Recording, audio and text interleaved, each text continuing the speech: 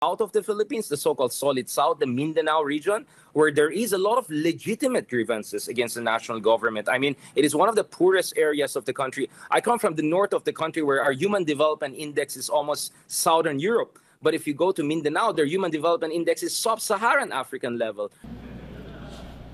Ba't bilyong-bilyong pondo daw sa Mindanao nung Duterte admin? Bakit?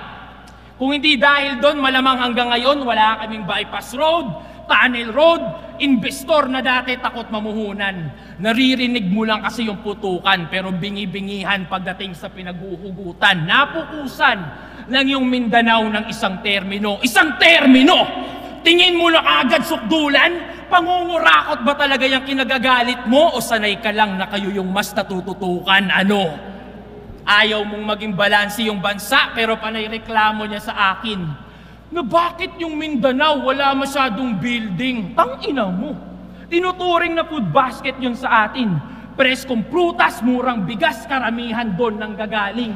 Sa bakod namin tinatanim pero nasa mesa nyo yung pagkain. Ano? Ilan to? Dahil lang sa personal ng motibo kung saan na napupunta? Gusto mong punuin ang building yon? Bakit? Handa ka bang magutom ka? Sinabihan mo daw yung mga tropa mo wag mag-react sa rounds ko? Sige!